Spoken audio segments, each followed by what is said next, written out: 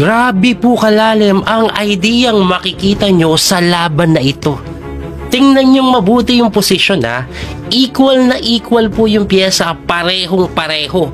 Walang pinagkaiba. Yun nga lang masasabing lamang po dito ang black sa kadailanan na siya po ay nagbibigay pressure sa F3.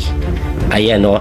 Ang problema, tingnan nyo yung pyesa po ng white. Lahat po ng pyesa niya ay nakatutok, nakadepensa, even the king sa weakness niya na F3. So, okay, lamang ka ng konti, umaatake ka. Pero napaka-solid ng depensa. Pero, alam nyo ba kahit solid yung depensa dyan, meron na palang pamatay na tira dito ang itim, tapos ang labada. Ang gawin nyo po, bago nyo ituloy yung video, i-post nyo. Tapos isipin nyo kung ano ang ginawa ng black para maipanalo niya. Okay? Pag nakita nyo po yung sagot, i-comment nyo po. Tingnan natin kung tama yung sagot nyo. And then, i-play nyo na. Alright? Okay na? Okay, tuloy na po natin, no? Kasi kung nakita nyo po yung sagot sa larong ito, aba, para po kayong si Grandmaster Estefanson. Kasi ang ginawa niya po dito matindi. Laban niya po ito kay Grandmaster Nexans. Ay, ito po ang nangyari. Tingnan nyo ha. Ang tinira po ng black, Knight F4 check lang.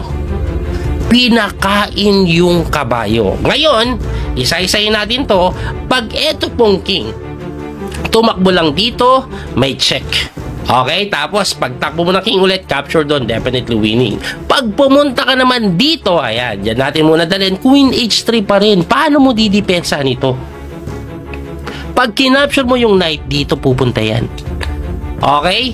So, ibig sabihin, ibalik natin doon, pag gumalaw yung king, ubos agad. Malinaw na yon. Ano ang mangyayari? Ito kasi pinaka-interesting eh. Pag kinapture, kasi malamang kainin, libre. Pag kinapture po, force mate ito in 6 moves. Paano? Ito mangyayari. Magro-rook G6 ka lang. Siyempre, pagka rook G6 mo, tatakbo yung king. Meron lang po siya isa, dalawang square. Isa-isahin natin. Unahin na po natin yung king H2 lang. Bakit po king H2? Para daw po hindi makacheck sa H3. Pero alam nyo ba, na pagka king H2 mo, magche-check pa rin po yan sa H3. Ipapakain lang yung reyna. Pagka king takes mo, kiking movean ka lang. Ang threat ay rook H8, mate. At maniwala kayo sa hindi, walang depensa yan. Ang pwede nilang ang gawin yan, magtulak para pagka-check dito, pwede pang iharang yung reyna, pero mate pa rin. Tindi nun. So, ibalik mo natin, no? So, wala din palang silbi yung king H2. Kaya punta tayo sa may king H1. Ayun, dun po tumakbo. Anong mangyayari pagka king H1? Ang gagawin, mag-queen H3. Yan po mismo yung nangyari sa laro. Ngayon, pagka queen H3, pwede palang harangan. Oh, harangan lang. Bakit? Hindi naman makain yung tori, may depensa ang kabayo. Hindi pala uubra din yan. Kasi nga, napakalalim ng gagawin. Hinarangan mo, etong sa'yo.